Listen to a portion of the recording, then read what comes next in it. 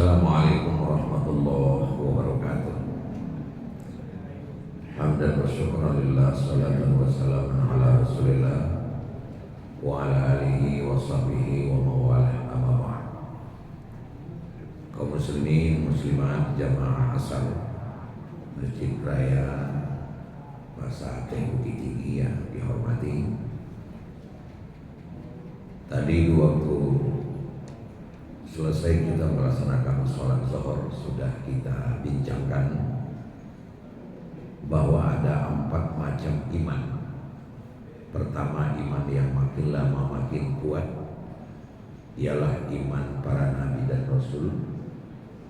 Yang kedua, iman yang tetap saja kuat secara terus-menerus, imannya malaikat. Tapi ada iman yang ketiga yang makin lama makin longgar, makin lama makin tipis. Pada saat kiamat, iman yang paling tipis, maka makhluk ini bisa dipastikan masuk neraka semua. Itu adalah iblis dan setan. Kemudian yang keempat, imannya orang-orang yang beriman atau iman kita pada umumnya, yaitu yazid wa yanqus, bisa bertambah dan bisa berkurang.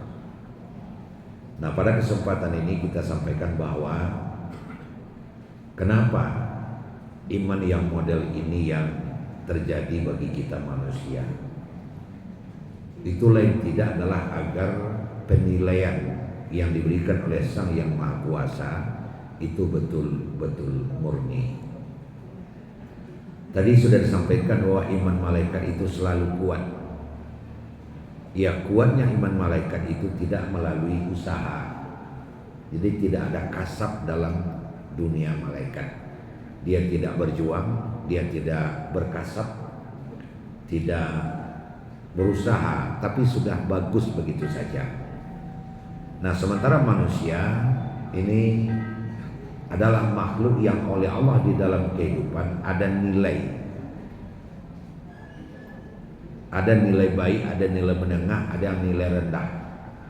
Nah, lalu penilaian yang diberikan oleh Allah itu dasarnya apa? Dasarnya adalah perjuangan.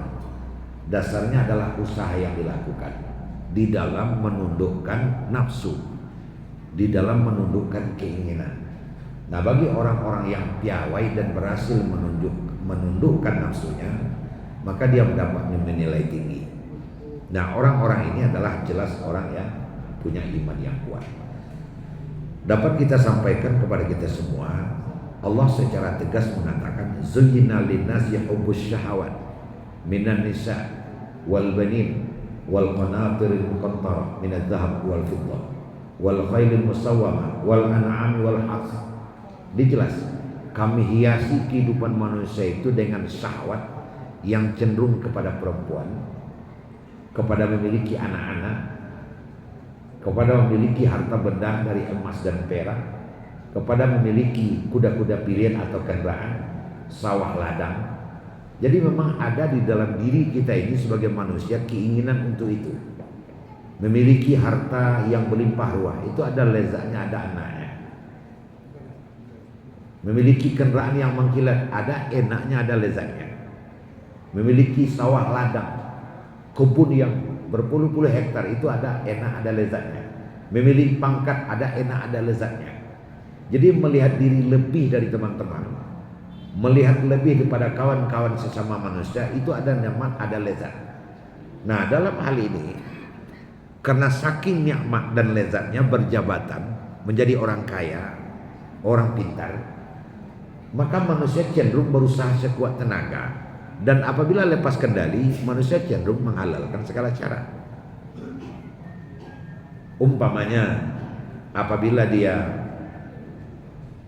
memiliki syahwat berjabatan, tentu bagaimanapun dia ingin jabatannya tinggi. Nah, kalau dia tidak punya kendali nafsu, dia akan melakukan apa saja. Ya, barusan kita ketahui, kita baru saja memilih kepala daerah, bagaimana politik uang itu berjalan demikian rupa. Artinya cenderung melakukan apa saja, menghalalkan segala cara demi mendapatkan yang diinginkan. Itu kalau dia memiliki keinginan syahwat untuk berkuasa. Begitu juga memiliki syahwat ingin mendapatkan harta yang melimpah ruah.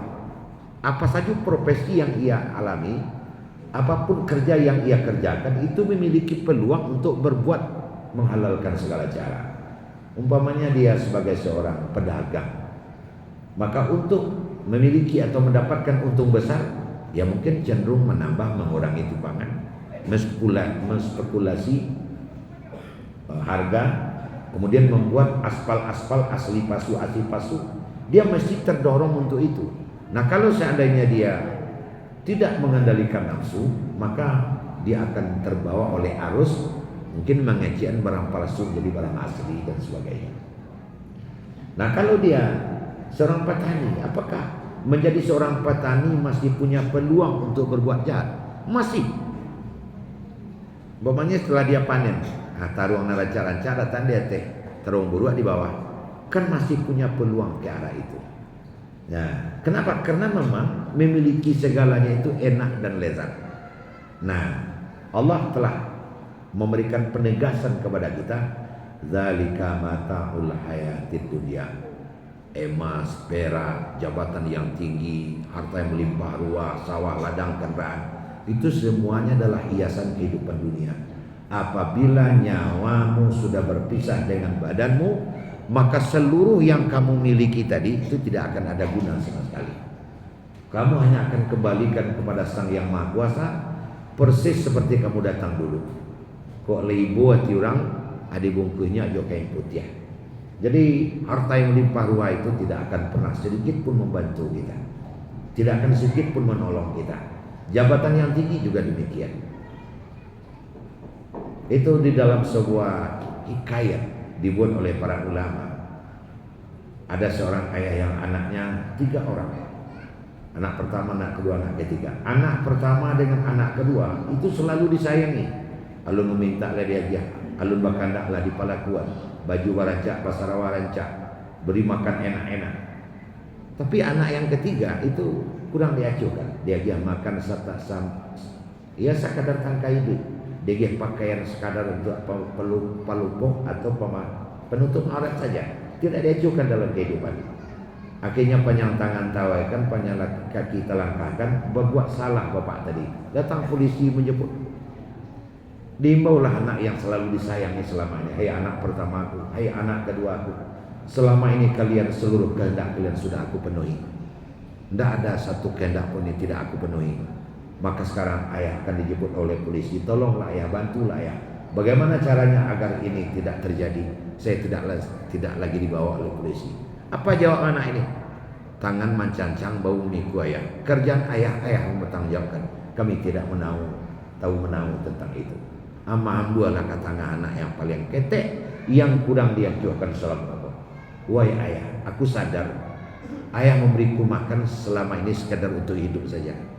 Banyak kehendak aku yang tidak ayah kabulkan, pada ayah mampu untuk itu. Ayah memberikan pakaian aku sekadar untuk menutup aurat, tapi dalam hidup saya, ayah tetap ayah. Dalam kondisi seperti ini, ayah dijemput oleh polisi, saya akan mengikuti ayah. Beko, kalau seandainya ditanya, ambo nama jawab. Kalau masuk kurungan, ambo nama masuk kurungan. Ayah, ambo janji akan menyelamatkan ayah. Barulah sadar ayah waktu itu. Ternyata anak yang kurang diacuhkan inilah yang membantu dia. Ini adalah hikayat. Anak pertama, anak kedua adalah harta dan keluarga. Anak pertama adalah harta. Ternyata polisi yang datang malaikat maut, harta tidak bisa menghalangi itu. Kemudian anak kedua adalah keluarga. Keluarga paling mengantarkan kita sampai ke kubur. Setelah kita masuk dalam kubur, seluruh keluarga, anak tersayang, istri tersayang, suami tersayang, anak buah yang sekian ribu orang nyo pulang. Nah, lalu kedua-duanya tidak bisa membantu kita. Hanya bisa membantu anak terakhir. Apa itu anak terakhir? Amal kita. Wa huwa amaluhu, adalah amal kita. Yattabi'uhu ila mahsyarihi, itulah yang akan mengikutinya sampai kepada mahsyar. Makanya tadi dibilang, kok ditanya ayah ambon menjawab. Tadorong ayah ambon dan melo. Ambon kami nyelametkan ya. Wa huwa amalu, itu adalah amalnya. Jadi Bapak Ibu jemaah sekalian, bagaimanakah caranya agar iman kita itu tidak naik, tidak turun? Caranya lain tidak adalah istiqamah. Rabbunallah summa istaqamu. Kita mengaku bahwa Tuhan kita adalah Allah, kemudian beristiqomah di dalam melaksanakan ibadah ini. Nah, ini usaha yang kita lakukan. Sebenarnya banyak godaan. Pas orang azan, orang ada datang membali. Apa? Itu harus istiqomah. Bagaimana kita bilang, bagaimana kita menutup kedai, meninggalkan kerjaan kita, wazarul bai', tinggalkan jual beli. Ikuti azan tadi. Bagaimana kita membuat istiqomah dengan amal ibadah yang seperti itu. Apresiasi dan tentu angkat tangan kepada saudara-saudaraku semua, bapak dan ibu yang ada di sekitar masjid raya, meninggalkan kedai sejenak untuk melaksanakan sholat ini. Itu sudah pancaran dari istiqomah. Hanya satu-satunya tempat lari agar iman kita menjadi tetap kuat adalah istiqomah dalam melaksanakan ibadah.